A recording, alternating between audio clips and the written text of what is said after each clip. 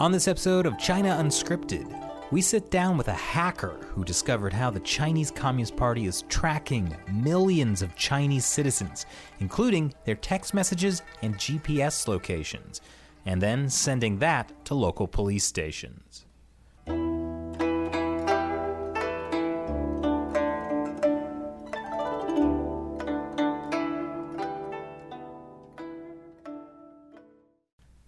Hi, welcome to China Unscripted. I'm Chris Chappell.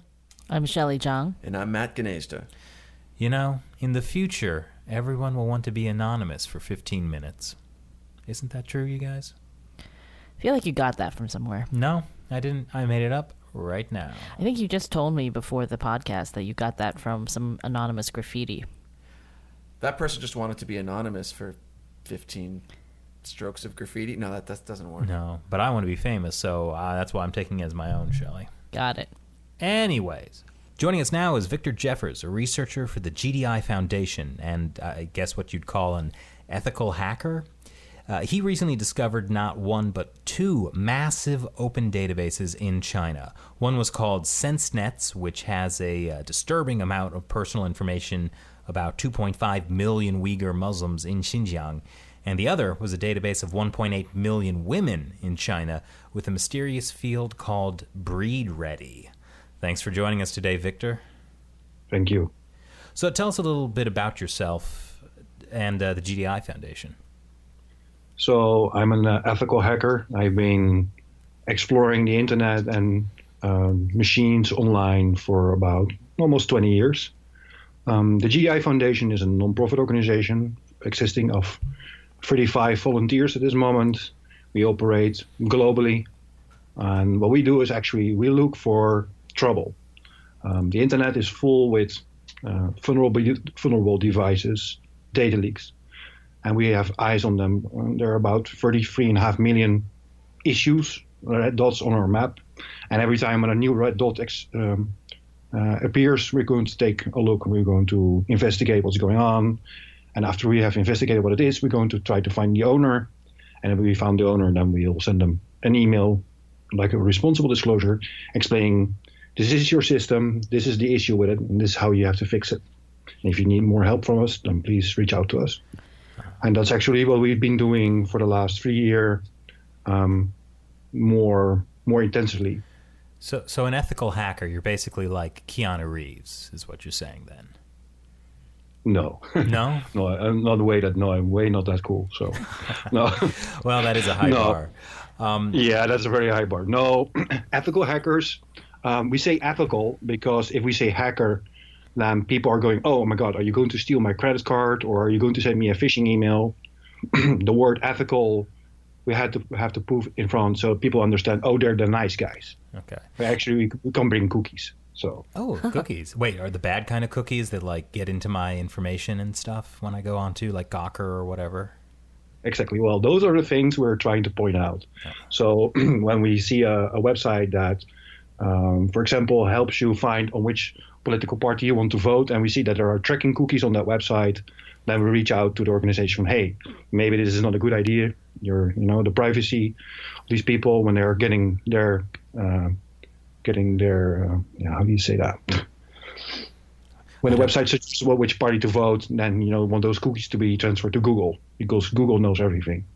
Sure does. Yeah. So you find these red dots, sort of these systems that may have some issues, and you reach out to them to offer help.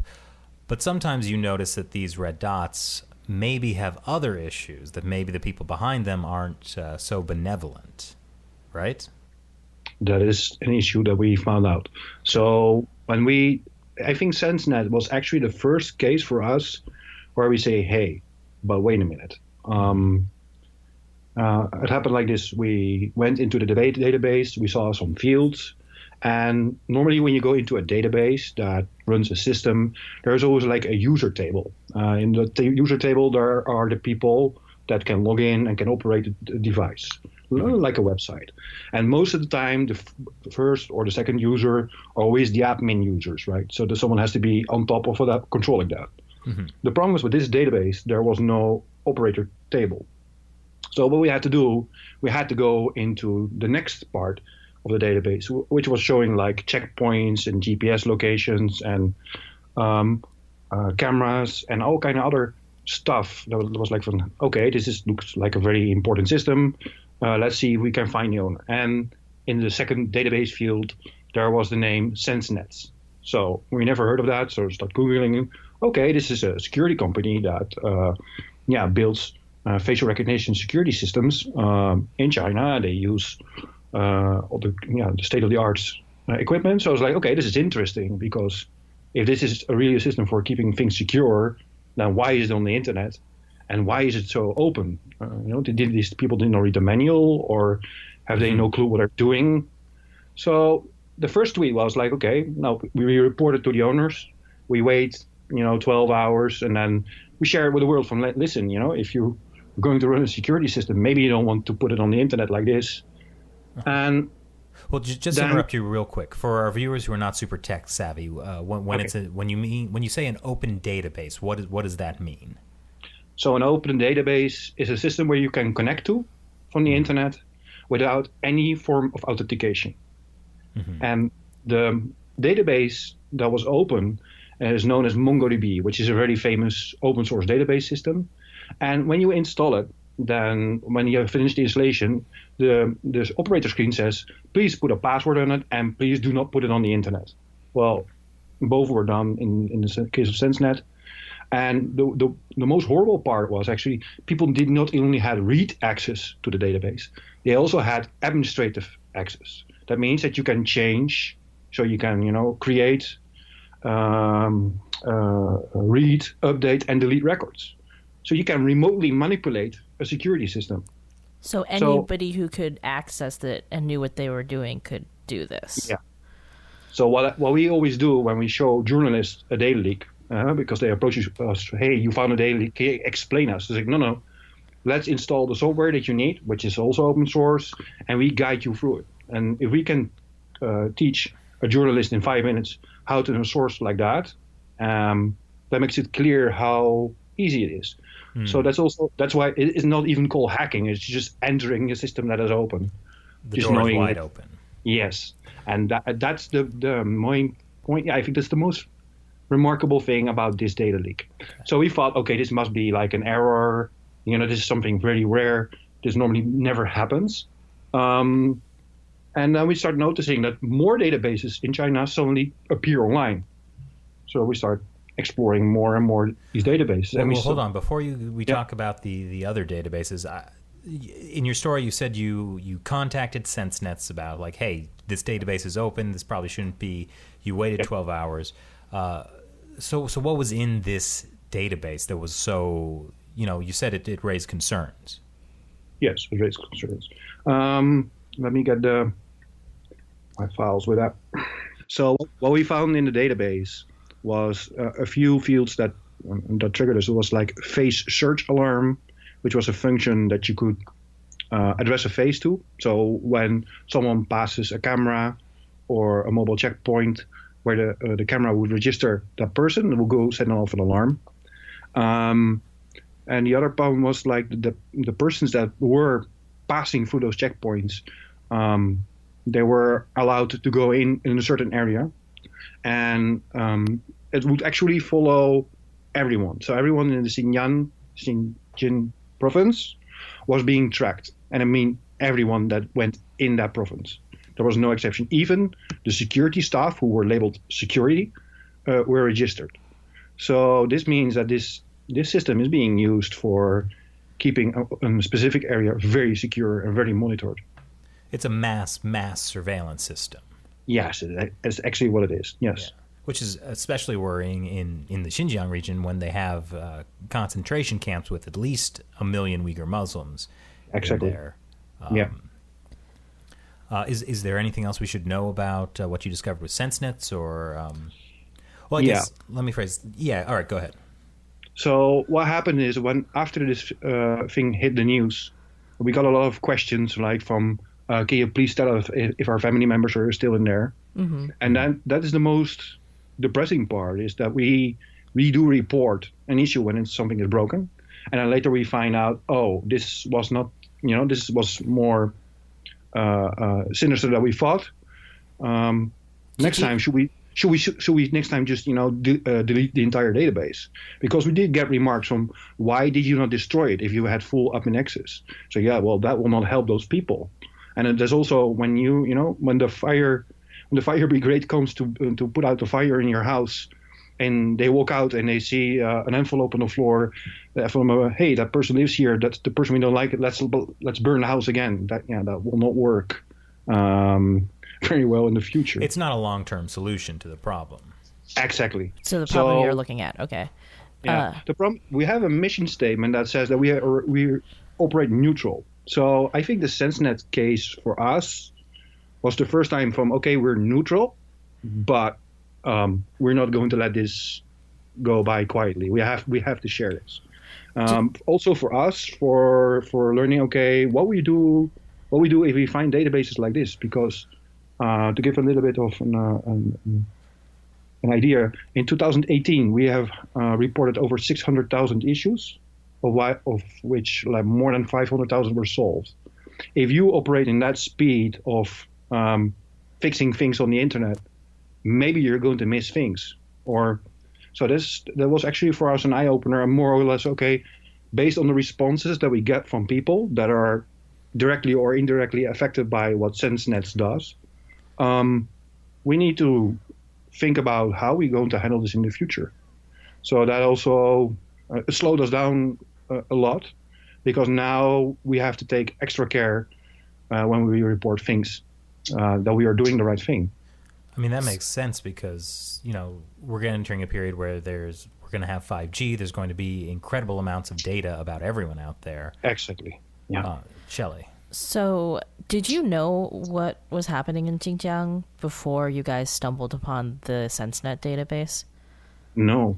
So when I posted this tweet, we have like technical journalists who sometimes write about the discoveries, and one of the technical journalists who already wrote many articles about it is like, hey, that is interesting. That's the Sensenet.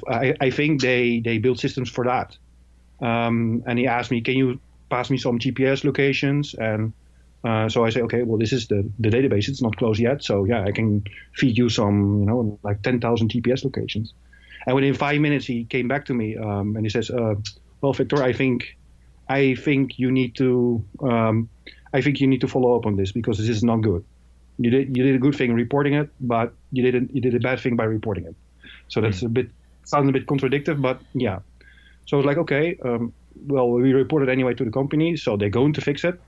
But in the meantime, of course, we can let the world know about it. So I let him write an article about it, and that triggered the rest of the mainstream news.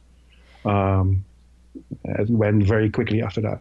So when you say like in 2018 you guys looked at 600,000 databases, where were they mostly? Like, where do you usually find these things? Mostly, I think it's be the United States, and Asia is about the second place in the world, and then comes Europe. And before China, you had to deal with like a more closed or authoritarian country before?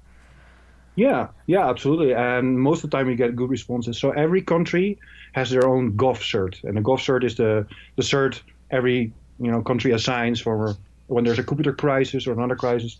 That's the cert you have to talk to. So around the world, every country has a cert. So when you find things on state level or that hits on a nation level, then you can always send them an email. And we had contact with the CN cert before, like in 2016. We had found a lot of databases in China, and we reported. And the good thing is, if you report something to the Chinese government, they're very short in answering, but they were very quickly in solving technical issues. So to give you an idea, in 2016, we reported like 5-6 databases per day to different countries. And when if you look then to the chart, who was the fastest in solving security issues, that was China. They were like within 24 hours or 48 hours, the problem was solved. Well, how about Sensenet? How long did it take them to resolve the problem? That took about 4 days, and I think it took longer because we send the email over the weekend. So apparently in the weekend they were not working. Monday evening my time, so that would be like, something like Monday evening in China. It was suddenly not accessible anymore because we have toolings. We can just let the tooling check every minute if the database is accessible, and at the moment it goes off in our systems, there comes across from, okay, this issue is now fixed. Because every time when we send an email telling an organization, hey, your database is open, 9 out of 10 do not react to our email or to the request. And, if you have fixes, just let us know, because then we can mark it off in our registration. So we use tooling, external tooling, to keep an eye on stuff. Did Sensenet send you a letter saying thank you for letting us know? No. No? They weren't grateful? No, and that's okay. We report these things hoping that we get an answer or, for a thank you. But most of the time that's not the case. And that's okay. As long as our biggest concern is that issues are being fixed. We don't need to receive gratitude or recognition for that.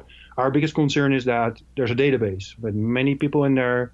They're at risk. So when a mass surveillance system is open and anyone can edit that, then our biggest concerns is for the people that are in there.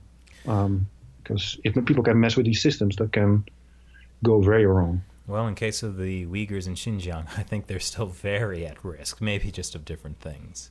Yes. So did this prompt you to take a closer look at China and some of the databases there?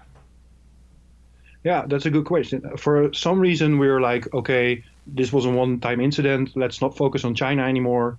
And then, like 48 hours, the amount of red dots that we have normally per country in China, some rocketed up. Like we had like 1,500 or 1,800 new incidents in 24 hours, which is pretty much. So these are databases that are open suddenly? Yes, and we use a Chinese search engine called Zoomai, and that one showed that, and suddenly there were many more dots. So we had a theory from one.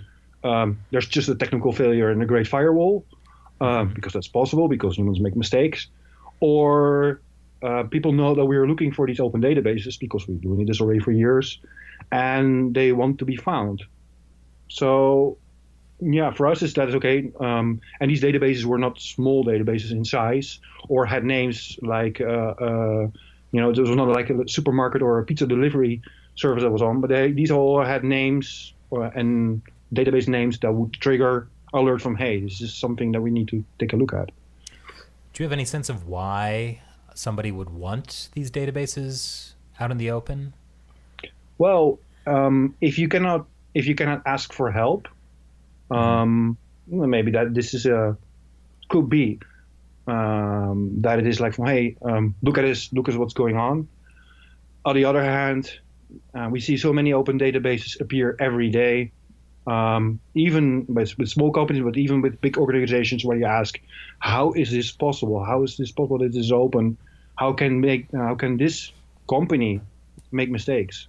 Because we see databases, even from very big security companies that sell online security solutions to protect against hackers, and their databases are also open to the internet. So well, that makes me feel great. Yeah, well, the good thing is that this problem is not new. The problem was already identified in 2013, and people are just making the same mistakes over and over and over, because that's human behavior. Mm-hmm. And also the people that learned from this mistake, a network engineer or a security engineer doesn't normally stay at his job forever. They move on. So then the next generation comes in, the younger generation, just fresh out of school. They are asked, please build this system, deploy it. And that's why we see the same mistakes being made over and over. I think even in this time with DevOps, where developers are getting operational powers for running their own systems very quickly online, is actually the reason why we see more data leaks than in the past.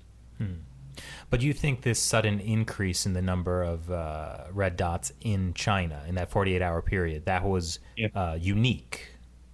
For us, it is unique. Yeah, you see goings ups and downs when firewalls or countries start cleaning up their own mess. And Sensenet issued a warning on their website saying, "Hey, in China we see many open MongoDBs, these open databases. Please take action. This is what you have to do." So for the Chinese government on their Sensenet page, announcing this thing for, hey, there are a lot of open databases in China, guys, please clean this up, is pretty remarkable. So that is also, if they see the same trend as we, that means something. Mm-hmm. Are these databases still open, or did they? Yes. Okay. Yes, the most are still open. I have a list. If you give me a second, I will get you the actual list. I think I even shared that list. Where is it? This is all speculation, but one thing, I'll just talk a little bit while you're looking for the list. Sure. But one thing that pops into my mind, it could be something happened with the firewall, the Great Firewall of China. But also, the internet in China is often used in a political way. There's often like sensitive dates where there's some significant political thing that has happened. Tiananmen Square massacre is a good example of a sensitive date. But at times, various times throughout the past like 10 years or so, you'll see certain sensitive words either blocked more often than not, but sometimes you'll see words become suddenly uncensored. I know there's a period of time where for some reason like searches for Falun Gong, which is a heavily persecuted spiritual group in China, usually heavily censored, but there was like this brief period where suddenly that was unblocked. And there was some speculations that maybe that was a political decision by some people within the Chinese government. So, I mean, it's all speculation in this case, but I do wonder if there could be an element of somebody using the sort of the original Sensenet's exposure to achieve their own political ends. Yeah, pure speculation, but yeah. That makes sense, absolutely. Mm-hmm. So I found a tweet. I put it in the chat, but I can also read it for you. Sure. So China has at this moment more than 29,808 open databases, and they're ranking in the second place in the top 5 list in countries who have unsafe MongoDBs connected to the internet. The United States is leading in the first position with more than 45,000 servers, followed by Germany, the Netherlands, and France. U.S. number 1. Yes, obviously, because Amazon, Microsoft, and Google Cloud. Those 3 are actually the biggest internet polluters you can have. If you can mention bad use of technology, then. What do you mean by internet polluter? Well, it's very important. When systems are not safe, hackers will go in, and I mean the bad hackers, is the bad people. They will go in and own these systems. And in the past, they would just deface your website by putting a funny image on it. Nowadays, they use it to create botnets. And botnets are very scary because botnets can do a lot of damage. The biggest example of a botnet that was roaming last year was able to take down Netflix and GitHub because it was so big. And it used a vulnerability that was known for 2 years called memcached. And it's just an open source service that you can install in your servers to handle very much traffic going to your website. And if you do configure that wrong, then other people can go to your server and abuse that power or use that system to target another system. So when you say these bots are very dangerous, like what do? They can shut down a website, or they can DDoS. They can DDoS, create so much DDoS traffic that websites go offline. The most examples that we know is the Mirai botnet, 2016, that just disconnected an entire country of the internet for 24 hours. Wow! And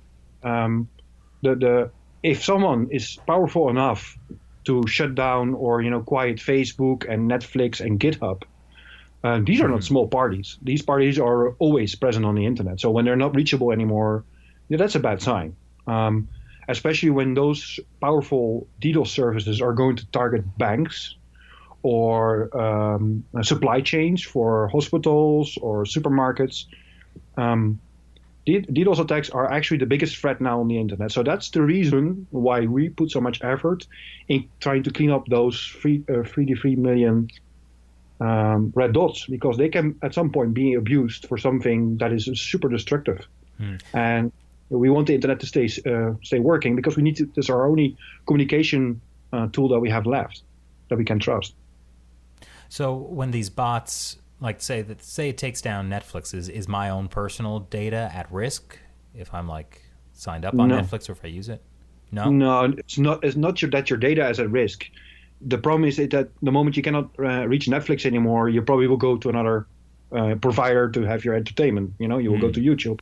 But if you want to enter your bank account, but the bank account cannot be accessed because the bank is down, and then you want to go to the supermarket and you want to pay, with your credit card or without service, and those services also down because of a DDoS attack, that's getting very annoying. And after 24 hours, people will get restless.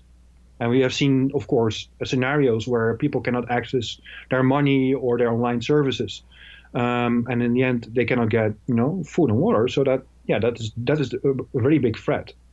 We see a lot of countries preparing for war. They do war simulations, like, so many tanks and so many missiles, and that's so great. But there's another threat. If a country takes another country's communication devices online, or any way means to communicate anymore, that is actually the most scary thing, because if we lose communications, then it's game over. Wow. I mean, I know the Chinese Communist Party is putting a lot of effort into training military hackers to do exactly that. Yeah, every country is training their own cyber army, as they call it. I think that is the way that wars are going to be done in the future. And in the past we have seen signs of Cold War being played out online.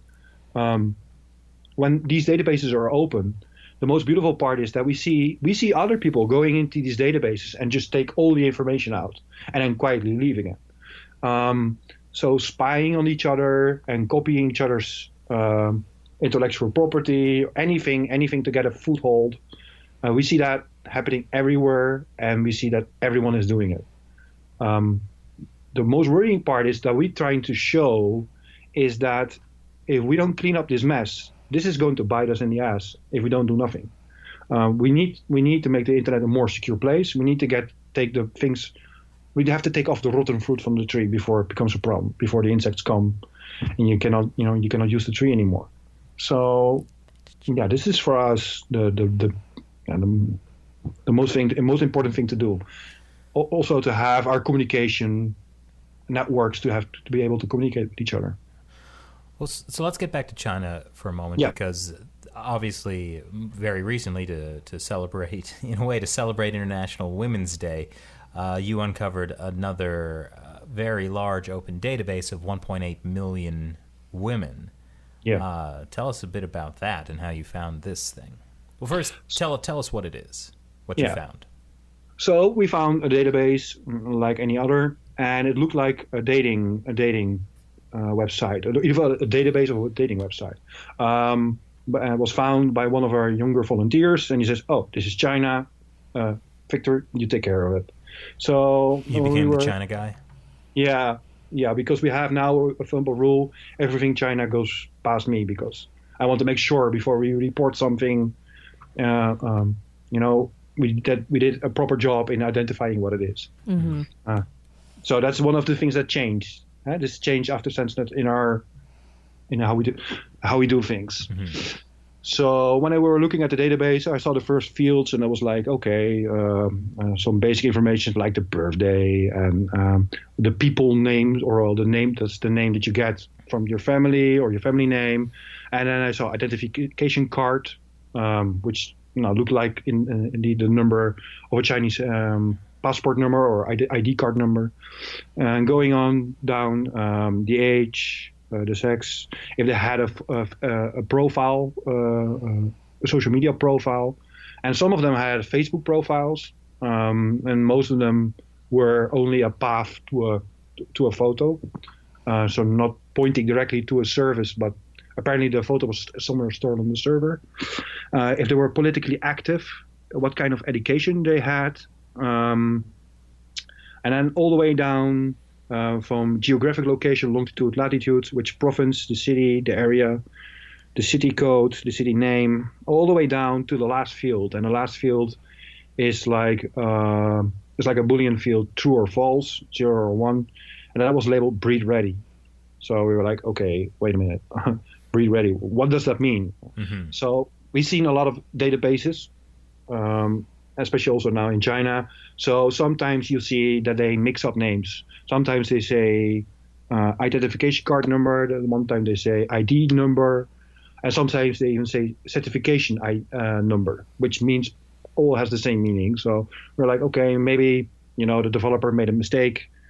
He wants to have children, but it was too long, so maybe he renamed it like that. Mm-hmm. And then we went back to over those fields, but wait a minute. If this is a dating website, where are the hobbies? Where are the interests? Favorite activities? Mm. We're missing some crucial information from dating apps that we've seen, that we reported before. We were matching what we've seen somewhere else, but this is missing things. But like compared to have you seen other Chinese dating site apps? Yeah, too. Okay. So that we were comparing with that. So we're like, okay, this is different.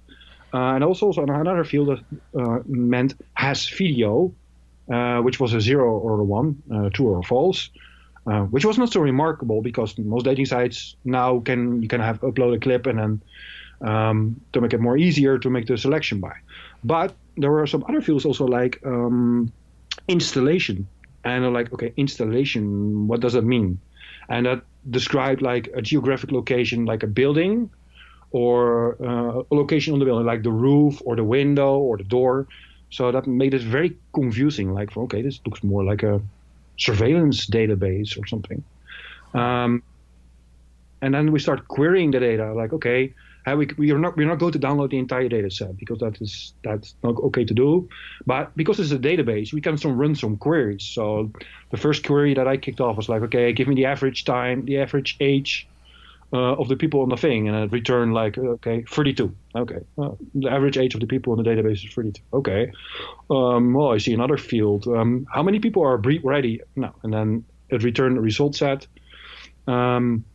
And I was like, okay, how old is the youngest person with a status? Well, and that returned the youngest person with a breed ready status is 18 years old. And then peeling down, okay, what is the oldest woman in the database with the same status? Well, she has 39 years old. And then peeling off, trying to figure out is this really a dating website based on the data that we get out of the queries? Well, there was a few women of the age of 95 and 93. So for us, it was like, okay, this is clearly not a dating website. It must be something else. And then we were querying and looking and asking around. We even asked some Chinese journalists with contact. Did you see anything like this? Does it ring any bell? And we could not find the owner. Okay, and then the next step is okay, and then ask the internet, dear internet, did you see this? Mm-hmm. And then the responses came in, and the responses were, some of them were very helpful, some of them were not so helpful, as more like criticism. Well, we're also open to criticism because that keeps us sharp. And then okay, we have to somehow try to find who's behind this. And it took us actually quite a few days to find another database that has almost the same data structure, minus the bread ready fields, plus minus some other fields. So we start comparing. Hey, these are in the same network range of the previous one. Maybe we can find that, by looking to who that range belongs. So we asked the ISP, can you help us with these databases, especially the breed ready one? That one has to go offline, like immediately. And the ISP said, well, we will forward your message. We will forward the message to the owner. And after that, we asked again and again. And the moment that we put it on Twitter, I think within 12 or 13 hours, the server was taken offline. So with the pressure of social media and getting so much media attention, we were able at least to stop the data leak. but we couldn't solve the mystery who owned it. And we had to start digging, we start looking at other databases, and we found that they're all in the same range of that internet provider. It's called Unicom, and it's in China, of course. And their biggest customer is a university. And when we started looking for those IPs, we couldn't find anything. And then we started using the Chinese search engine. And the first message that we found was a message from one student to another, where to find the login portal for the university. So that's how we found out, is this university. So it took us too pretty long to find any hints to get to a possible owner. Yeah. So you now think that the owner of this database is the university that you found? Yes. Also because now students are reaching out through Twitter, Twitter DMs, like saying, "Hey, this is my school. I go to school here." So for us, it's like, okay, this is interesting because we've seen a lot of databases being open. We have seen academic leaks. We know that universities around the world are very open in their research sometimes. So it's most likely that they build a database for doing an experiment or to solve an issue. That's what universities do. They research problems and they try to find solutions for those problems. And for that, you need a lot of data if you want to do some smart calculations or machine learning with that for finding answers. So our biggest question is more like, who gave them this data? Because this data is what you would expect to be in government hands and not in the hands of students who are building a database or doing experiments with them. So that is... I mean, since it's a Chinese university and considering the situation in China, it's kind of scary to imagine what kind of problem they might be researching to solve. Yes, and that's a question that we'd like to have answered. Not because it's the technical, but more like, if the people who are responsible for this are willing to reach out, because we get so close to their front door. Sometimes you get lucky that they say, okay, I built that thing, and that the database label Breed Ready was just by accident or just for a joke, because students do things or that you later may regret. So if they can reach out and just tell us what it is, we can share it with the rest of the world, keeping them away from all the media attention. But don't worry, this was just a database experiment. There's nothing sinister going on. That would help. And that's also what we always ask when we find a data leak, always going to the company and say, hey, your data was leaking. Thank God no one found it. Or we found it first, or we think we found it first. And now it's up to you, to communicate about it and tell that everyone, it's okay now. So it's fixed. So this doesn't seem to be a database of students at the university or something that the university was nearly keeping this data itself. I tend to believe that someone gives them a data set and they put it on a server, especially, This is if you have a problem in your country, you will go to universities, to go to people who study in certain fields to say, hey, we have a data set here. But normally in Europe, because we have the GDPR, which is if you have a data leak like this as a university or an organization, you're in big trouble.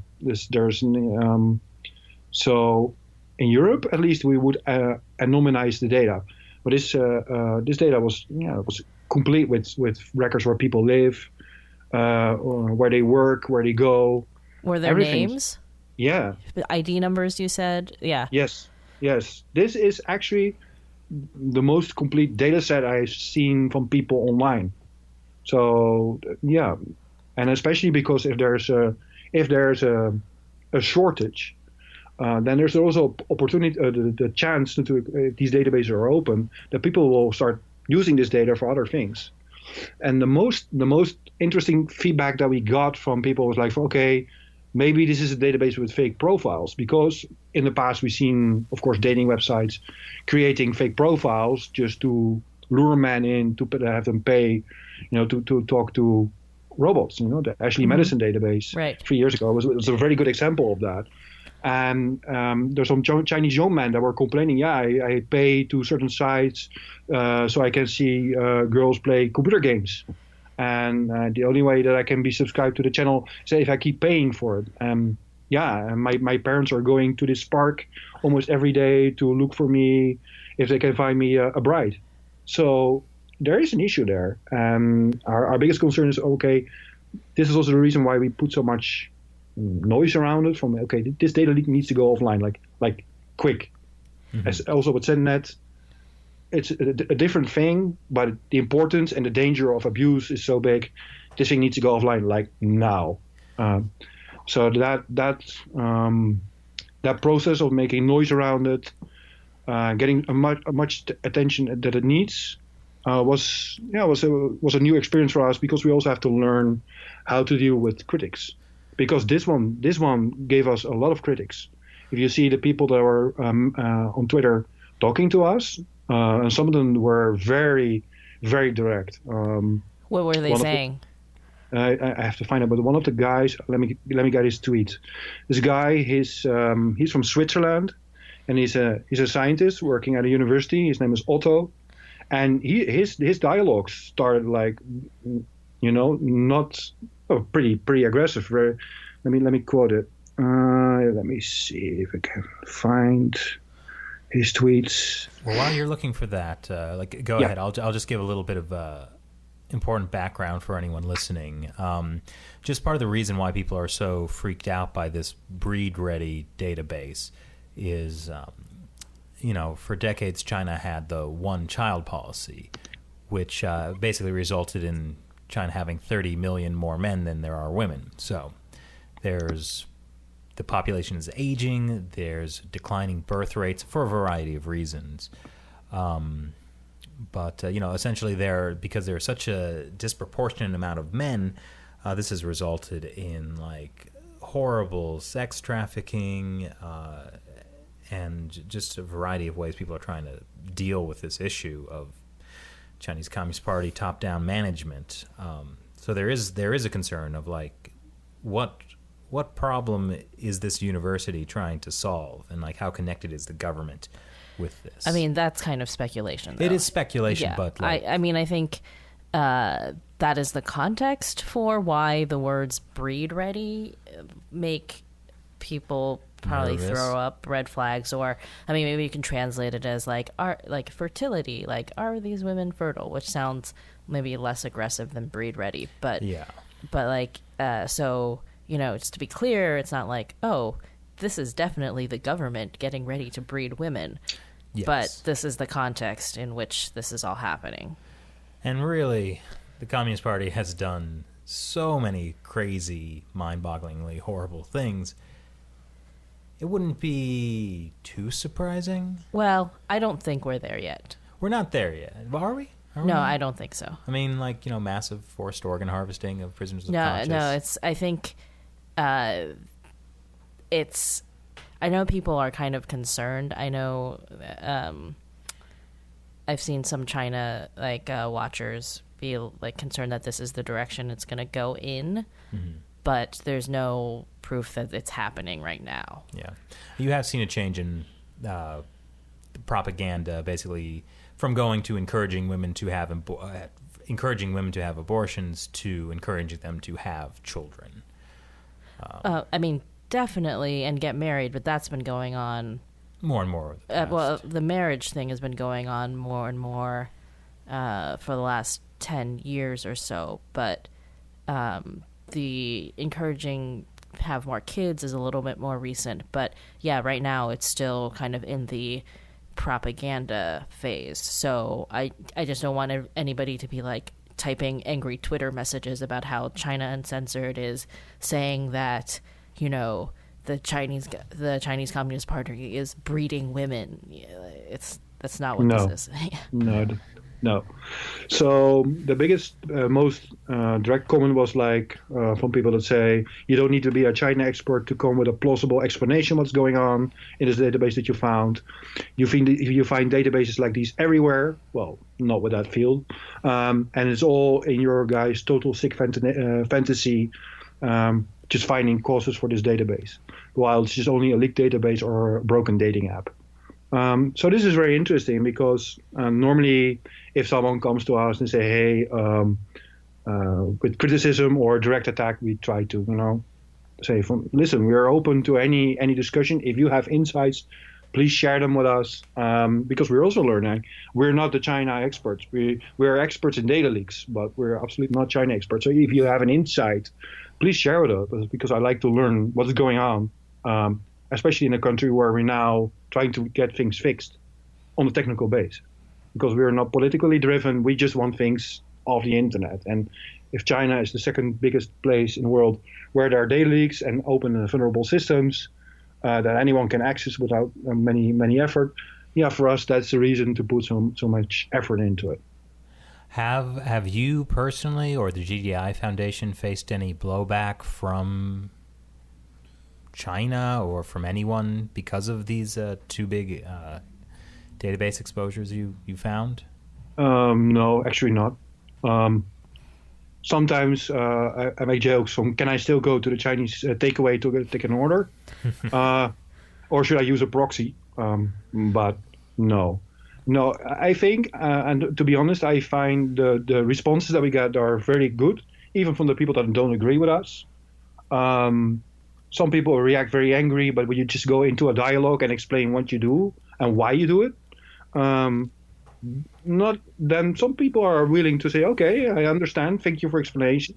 So, as I say, the GDI Foundation, when we come bring stuff, it's most of the time just to help you, whatever your country is or whatever your religion is or whatever your cultural standpoints are. We come to warn you for a danger that can hurt you, and sometimes we need to reach out by social media to ask for help, especially when it's about things that we don't understand from our cultural perspective, or something simply we don't know everything about the internet. The internet is too big, and you need more hands on deck and more eyes that can help you, point where issues are. And the fun part is that the Sensenet was a big database that was open. This one also, of course, with 1 million women in it. But still, it's not the biggest databases that we have been reporting in China.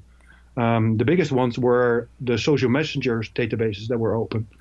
So every instant messenger that is being used in China is being monitored. We know that because it has been in the news. But those systems were also suddenly online. And we got to view like 4 or 5 different messenger services data being harvested, messages were being harvested, together with social profiles, together with people that were using internet cafes or internet bars, as they were called there.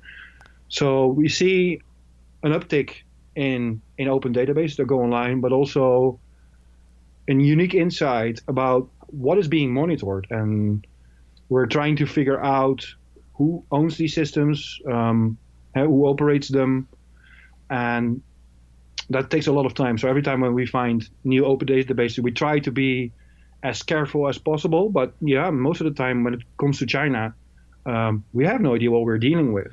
So let's say WeChat is the most popular messaging service in China. So you're saying that there are situations where like someone sends messages on WeChat and not only are Chinese authorities monitoring it, but sometimes it ends up in open databases where anyone can monitor it? Yeah, so this is the case that we had last week. I'm going to get the information. Give me a second.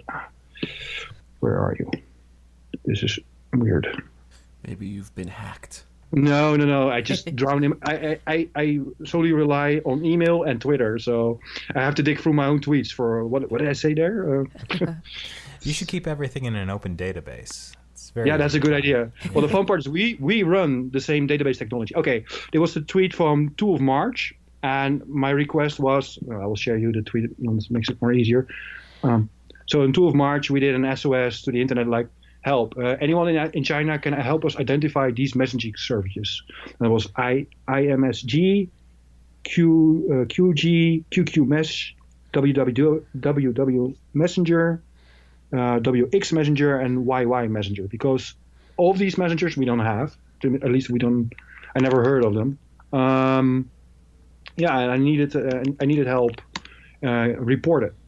And the most interesting part was then it looked like something that you would see from the NSA, like one of the Prism clones that monitor all social media traffic.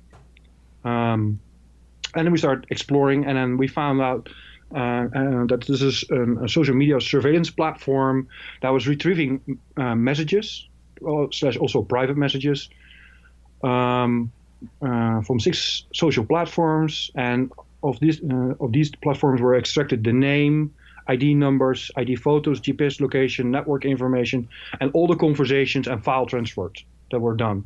And they all went in one huge database. In this database, there were around 364 million online profiles. Oh my God! Whoa! Yes, it was a pretty big database. And then we saw that from this big database. They spread it, the workload, or through 6 other databases, and in that database, so in every one of those 6 location databases, there will be like a set weighting, and the set was split up per messenger, per police station. So every police station got assigned like from those 6 messengers, like 1,000 or between 1,000 and 3,000 messages or cases that need to be reviewed. And for us, this was very interesting because we understand like WeChat has 1 billion users. So this is not the entire WeChat database. This is the database and dialogues that somehow triggered it. Something in that dialogue must have triggered why this system captured that dialogue and sent it over to have it reviewed by someone working at a police station. So is this a government database, or it yes. be like, okay? Yeah. Yeah. This is not WeChat or some other. These instant messenger services. Apparently, they have an agreement with of course, with our government that when a certain trigger word is being hit, data is being shared. And of course, we know that these systems exist, and they exist everywhere in the world. But there's never been someone say, hey, I can just walk into that database because there's no authentication and all that. There's, again, also these databases, the same technology and the same mistake was made. So we could go in and we could just, we could delete everything or just change a few records. This is actually the issue that we're trying to point out is when mass surveillance systems are being built in China, maybe you don't want to have them in your own country because technically they're not safe. Now, speaking of safety, there's a big Chinese telecom company, Huawei, which makes phones and 5G equipment and so on. And There's been a lot of red flags about whether this technology is safe, whether they're sharing government, whether Huawei is sharing information with the Chinese authorities. Do you have any evidence of that you've come across? Well, the only evidence that we see online is where they make mistakes. And these mistakes, then we share this with the company from, hey, listen, your security engineer here just leaked the entire Windows network credentials to the internet because he saved his configuration files with the key to the kingdom on GitHub, which is a super big code sharing platform. So if you go to GitHub and you would type in Huawei and then password Windows network LDAP, you will find that your network engineer just shared his keys to your kingdom for about a year. I mean, is that hypothetical, or have you found specific examples related to Huawei? No, this is what we share with Huawei directly via email. And after they didn't respond, we put it on Twitter. Let me see if I can get you the tweets. Give me a second. So just for clarity with this, as you're doing this. Yeah. It may not even necessarily be that Huawei is purposefully, quote unquote, purposely sharing information with the Chinese state. It just might have accidentally shared it all anyway. Yes, that's exactly the point we're trying to make. Huawei has been claiming that they have been hacked by the US a few times. But if you leave the keys in your sports car and you walk away from it and you leave it on the street, are people going to drive that thing? Most likely. So I'm going to get you the tweet here. I would definitely drive it. Yes. Drive it. So this is not a Huawei thing. I think if we look at China, how they build stuff, there is a component called time to market. I don't know how to phrase it correctly, but everything needs to be done quick, as cheap as possible, and to make it cheap and affordable, which is okay. If you buy a Chinese USB stick or USB drive for $3, and then and keeps working for a few months, then you had a good deal, right?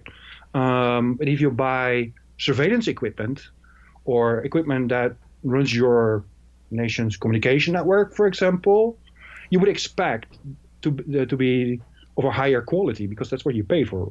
And what we have been showing the last days is that we find stuff in China from Chinese companies that build serious systems that have some worrisome ways of how they do their technical security.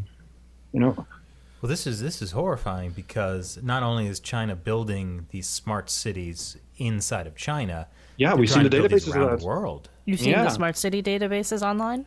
Yeah. Whoa, great. Everything and they're building is these around the world, and then you have Huawei trying to build every country's 5G networks. Exactly. So it's interesting because there's a stereotype of made in China goods as being, cheap, low quality, but a lot of people don't think of that as spilling into the sort of software realm of it. But it sounds kind of like what you're saying, Victor, is that because they're cutting corners and trying to rush the processes when it comes to programming and software, there's also very serious vulnerabilities in that software that they just haven't been addressed because it's being rushed or it's being done too cheaply, and then that data then becomes exposed. And even that, we don't even touch the software. We're talking about human mistakes. Everything that we point out is based on human mistakes, and these human mistakes are on such a level that you should be, hey, this is worrisome. I will find you another tweet where we found the Huawei Mega Eyes solution. They're also a mass surveillance system, and exactly the same mistake. Everywhere we come, people make the same mistake over and over. So again, if this is a pizza delivery service, don't worry about it. If it's a mass surveillance system to keep, people safe, maybe you don't want to have it exposed to the internet, where everyone just can go in and have administrative rights. So, what we in the info security industry we call this like a knowledge gap, and there is a big knowledge gap, and we see that being copied all over. Every mass surveillance system with modern technology, say facial recognition or any other system, there's always a developer leaking the manual and the credentials on GitHub, or someone just leaves a database open, or someone just mails the wrong person, spitting intellectual property. It shows that the maturity level is not where it should be. Did you have any idea of the scale of mass surveillance in China before all this happened?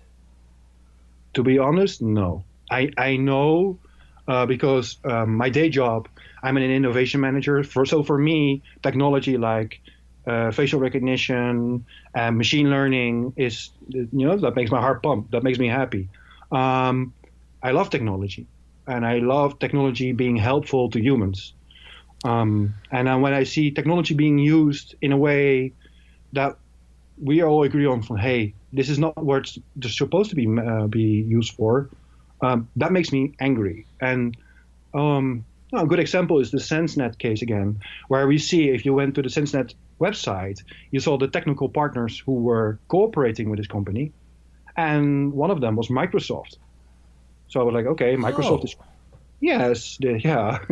Like, okay, that's interesting, because for my day job, I work with Microsoft as a technical supplier, and we use their technology to experiment with, their cognitive services we experiment with.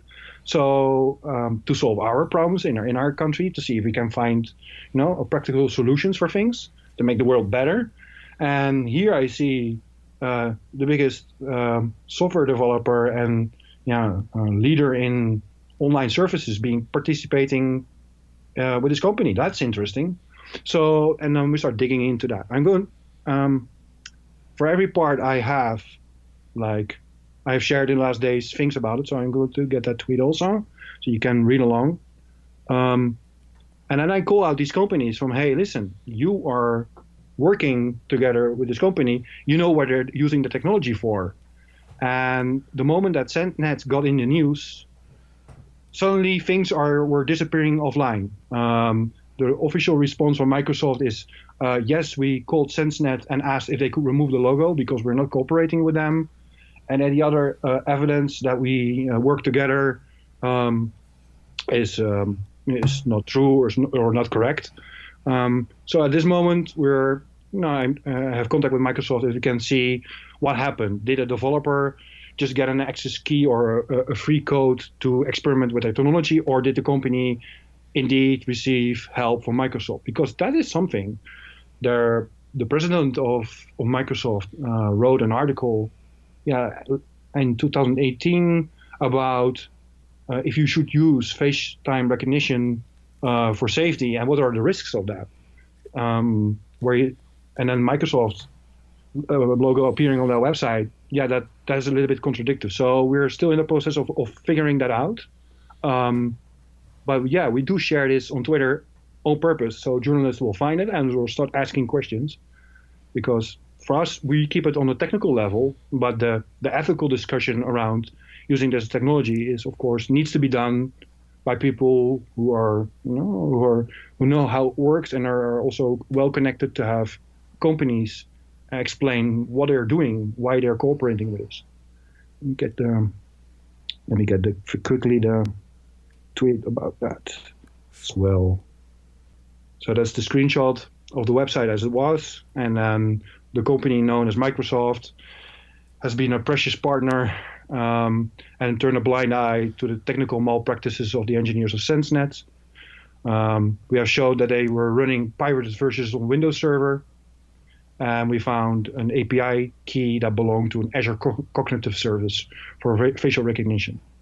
And then later, when we were trying to find the evidence again, which was on GitHub in one of the personal repositories of the developers who work there, that API key was suddenly gone. But the rest of all the sensitive materials, like the manual, how to operate the camera and what the secret PIN code is for these cameras to operate them, which is 1, 2, 3, 4, 5, 6.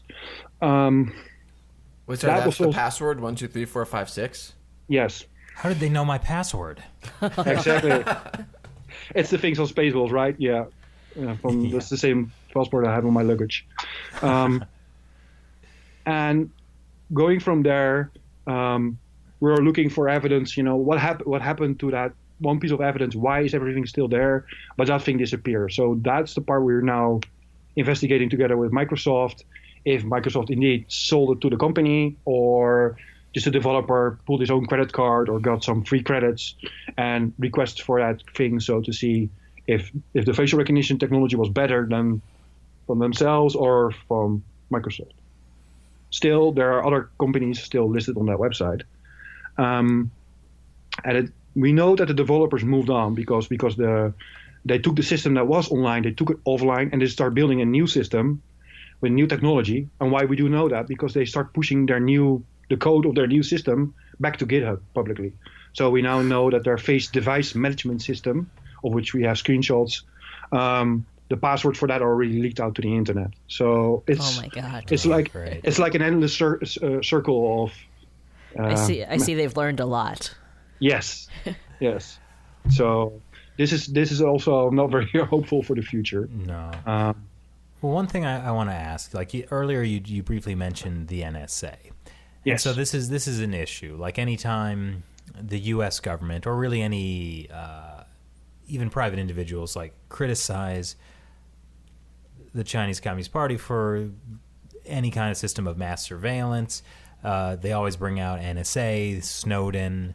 Right. Do you think that is an equivalent thing, and that there is no right to criticize China for this, or is there a difference? There is always a right to criticism, right? We all have different perspectives on life. We all expect that the government will do the most optimal job in protecting us in our interests. I think I'm more comfortable with NSA reading my email than Google. Really? I think, yeah.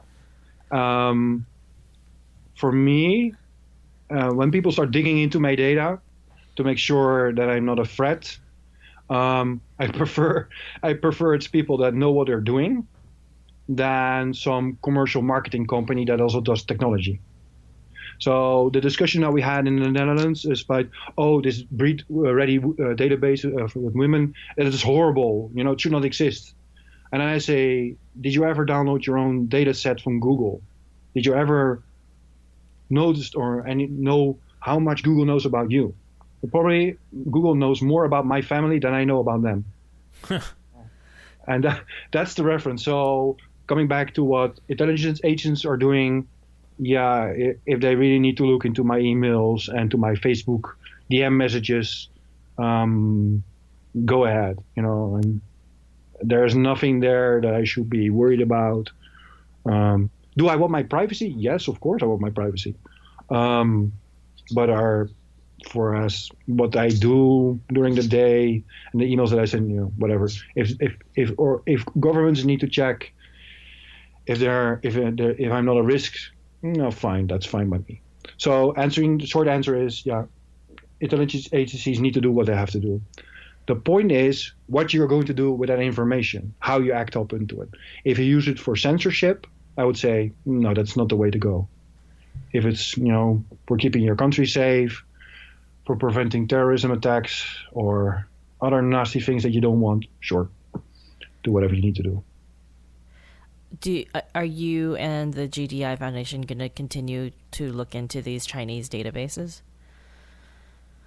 If we're looking into this Chinese database, we look at every database. Mm-hmm. So it's not targeted on China only. But we see now more new Chinese databases going online with certain names. And these certain names are like, these are not just pizza delivery service databases or dating websites. This means something else. And we try to investigate them as quick as possible. Most of the time we have to get experts who are living in China or have a lot of experience with in certain areas. We have to get them on board for helping us classify what it is and who possibly is the owner, because the systems that do go online, it's not always clear who the owner is. In the past, an IP address belonged to a server, and the owner of the server was mostly also the owner of the data. Nowadays, with cloud storage solutions and cloud services, the owner of the server does not have to be the owner of the data. So we have to go dig deeper to make sure that we report the data leak to the right person. Because if I would like to clean up the internet, I would just send AWS an email like, there are 128,000 vulnerable servers in your domain. Good luck fixing them. And then they will send me an email back. Victor, thank you for we know that they're vulnerable, but no, we're not going to do that. Okay. Then I have to write an email to every owner, but I don't know who the owner is. So then I have to send AWS an email, say, hey, this host is vulnerable. Can you please forward this message to your customer? And if you're lucky, they will do that. Most of the time, they will not cooperate in that, because that can mean that they will get more service desk, or their help desk will get questions about it. So, AWS, you're talking about Amazon Web Services, right? Yes. Yeah, as an example. Yep. Well, geez, Victor, I mean, thank you for coming on the podcast today and telling us all of this stuff. I feel like I should smash my computer now, maybe. No. But so if anyone listening wanted to learn more about you and what you do in the GDI Foundation, where should they go? I mean, definitely tell us your Twitter handle so people know to follow you there. Sure, it's 0xdude, and the GDI has GDI_FDN. I would advise to follow the last one because that's the most serious channel. When there are alerts on services or other things that people should know, we will try to start using that channel more often. Okay, and just to double check, you said 0xdude as in DUDE? Yes, okay, that's correct. Well, I'm following you, so I definitely encourage everyone else to follow you too. If you get a huge surge in followers, let me know. Yes. Oh, Chris. That's at the end of the day. I'm an influencer, Shelley. It's how I help make the I don't world a better think place. Victor needs help with the follower count. No, maybe not. All right. Well, Victor, again, thank you for joining us. I'm not going to sleep at night. Thank you. You're welcome. And if this episode made you depressed about the Chinese Communist Party's technological surveillance and overreach, get ready for next week, because we'll be sitting down with retired Air Force General Robert Spalding to talk about how the Communist Party is infiltrating the U.S. economy. Join us next time. Thanks for listening to China Unscripted. Once again, I'm Chris Chappell. I'm Shelley Zhang. And I'm Matt Gnezda. And leave us a review on iTunes. Goodbye.